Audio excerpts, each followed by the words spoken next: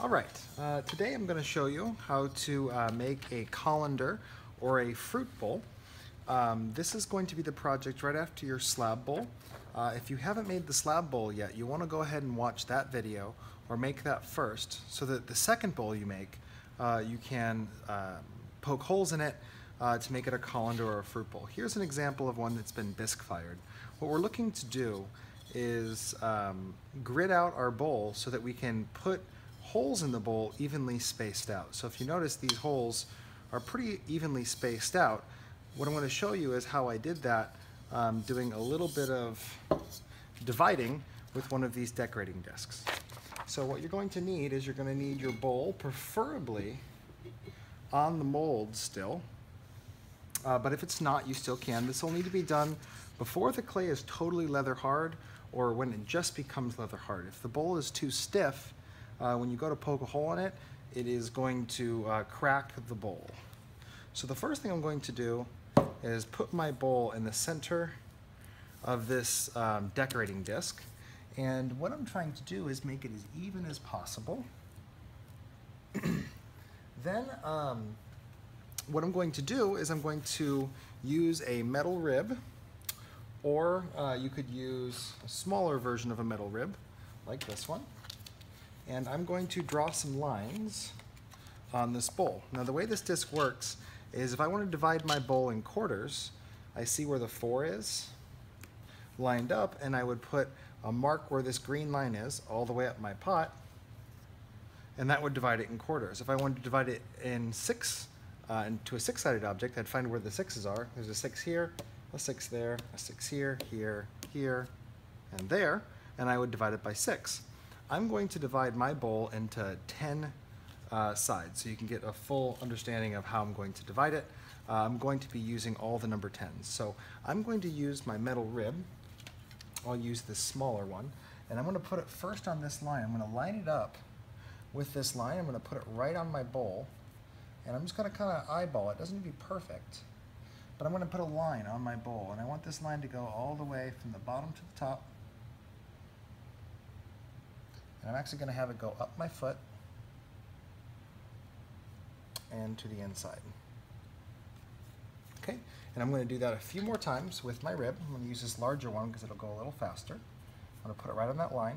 I'm going to rotate just to draw a very thin line. We don't want to make a deep line. This is just going to help me divide the bowl into even parts.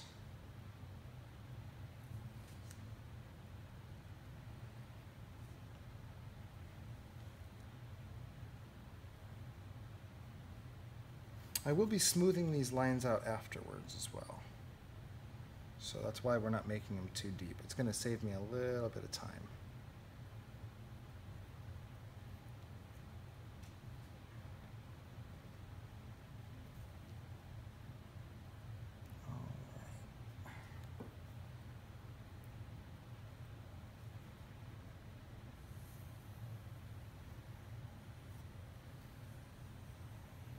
If you can think of another way to divide your bowl evenly, you can do that as well. If you were just going to divide it in quarters, that's pretty simple. You just have to find the middle of the bowl, the diameter, and then do that at a right angle, and you divide it in quarters. And then if you divided each of those in sections again, that would divide it in 8. And that would be pretty easy to do without this decorating disc. I do have another decorating disc, the smaller version, which you can put on the inside of a bowl like this, and then you could do the same thing dividing it. I have ones for odd and even numbers. You could put it on the inside and you could divide it down as well. I could take this disc and line up my inside and my outside if I wanted, but I'm just going to finish dividing this guy. And you'll notice my lines don't touch everywhere. It's just going to give me a really good idea of where I'm going to put my holes so that they're evenly spaced.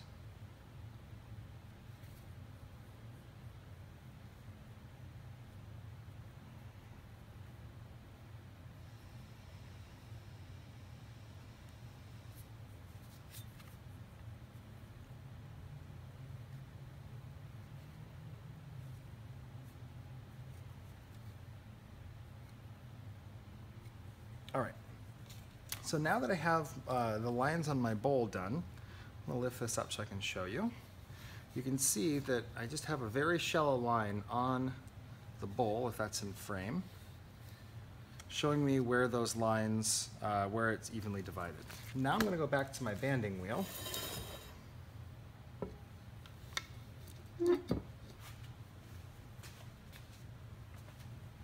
And what I'm going to do is I'm going to use a pin tool, and I'm going to divide my bowl horizontally now into a few bars, which will give me some horizontal lines and vertical lines, and where they intersect, that's where I'm going to put the holes for my fruit bowl.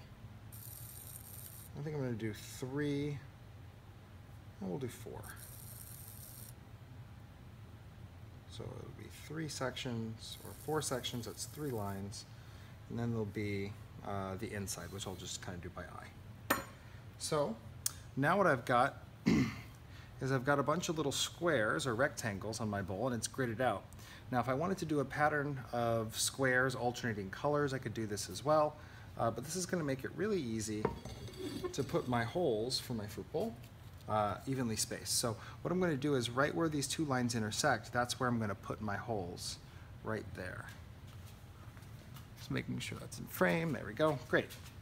So the first thing I'm going to do is I have different hole punches. This hole punch that you see here, it is a like a half circle. These are the easiest ones to clean. I have a few of these that'll be out in class. But what you want to do is put the hole in, and as you push down, it's nice to have the mold there because you know when to stop because you hit the mold. And then you can rotate the tool and pull out, and you'll get a nice clean hole. I have some of these that are square, that cut squares. I have some that cut stars, and I have some that are circles. And you can pick which one you'd like to use. So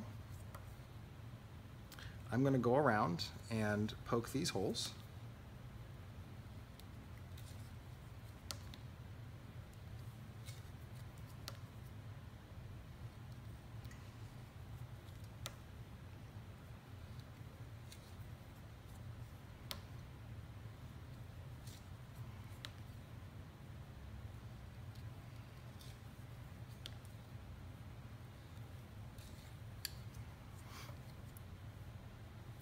If you'd like to not use a circle cutter or a square, and you want to do something a little more creative, you grid out your bowl just like this. Then you can cut out a shape out of paper, lay the shape on there with paper, and then trace that shape with the pen tool and cut it out freehand. It's a little more work because you're going to be doing a lot more cutting, but your holes don't have to be circles. What I'm looking for is radial symmetry.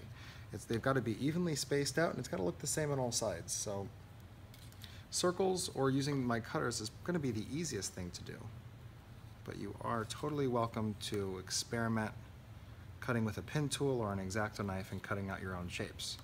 You could also cut vertical slices out of the bowl. So if you were here, where this grid is, you could cut that shape out if you wanted. And then over here, you could cut out the same shape at the top.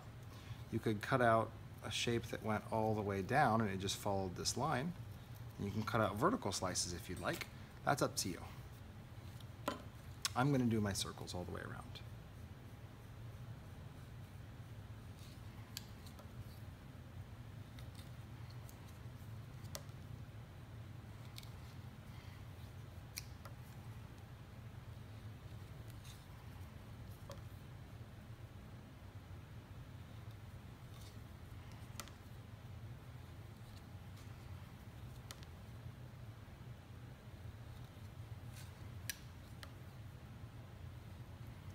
The best way you could do this, if you wanted to time it just right, would be to make the bowl in class and then come after school if you're in the earlier part of the day, leaving the bowl on the mold, wrapped in plastic or out if it's not too warm, and then come back after school and poke the holes. If your bowl's closer to leather hard on the mold, the holes just kind of clean themselves. So now I've got my holes cut. I could, if I wanted to, take my rib and then clean up those lines by just pushing the rib down and compressing the side and kind of smoothing out those lines a little bit and getting rid of them. This won't get rid of all of them, but this will be a good start. Take a little bit of water.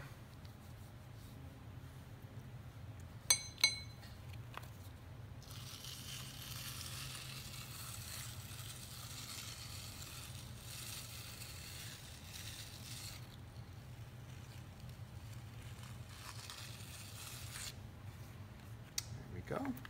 So now I have my holes evenly distributed on the sides. I'm going to do the top now.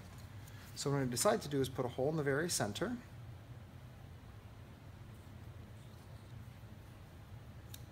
And then, if I get the bowl spinning in the middle,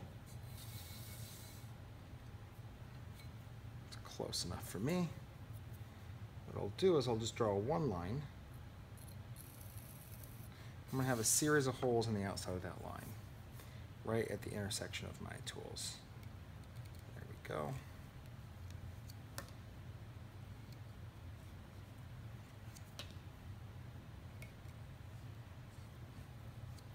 If you want to play with the design and have the holes alternate, they don't have to be an even pattern on the side. It doesn't need to be 3 holes. You could do 4 and then 3 and then 5 and then 4 and then 3 and then 5. If it's a repeating pattern, I'm okay with that too.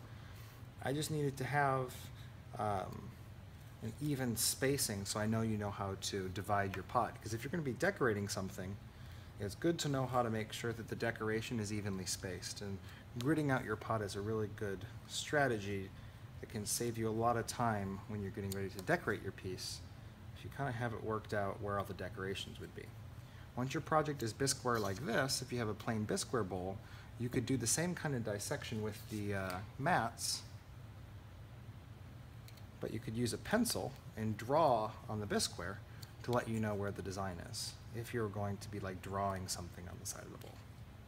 So now I have my colander done. The last thing I need to do is just clean up some of these lines on the inside. I'm going to clean these one down here, clean some of them on my foot. If you made those lines very cleanly, you could leave them and that could be part of the pattern too. I didn't do a very clean job of putting the lines on, so I am going to smear them away.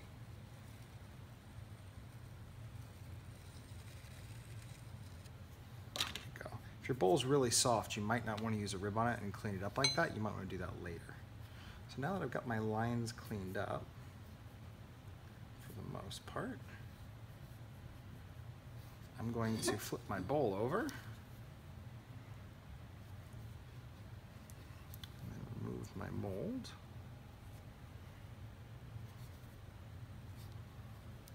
If you leave your bowl in the mold a little too long, it will stick. And it looks like my bowl has stuck just a little bit. There we go. And so I pulled it out. If you leave it too long, it'll actually crack your bowl. So mine just was in there long enough just to kind of stick. So now if you look on the inside of the bowl, if you can see that in the video, the holes are evenly spaced out. Now that I have my bowl off my mold, now I would go ahead and I would clean up the rim. I might do that a number of ways, but I'm just going to use some water and kind of push it down and smooth it out. And my bowl will be done. I will be able to, if there's any rough spots on the inside of the bowl, be able to clean that up as well. But mine looks pretty clean. It's just the rim needed a little work.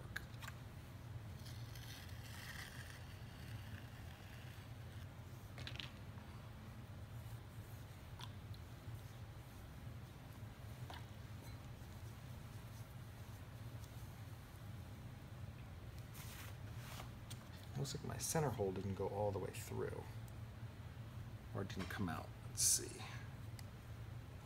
There we go.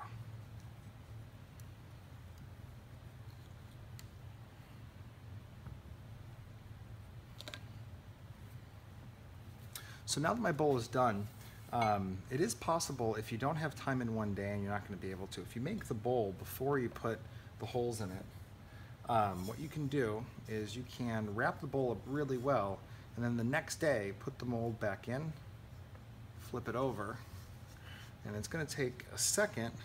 You want to get a mold that's really similar size. It'll just give you some support, but then you're going to have to recenter the bowl on the mold because you need to make sure that the side is even. But that is how you make a colander or a fruit bowl.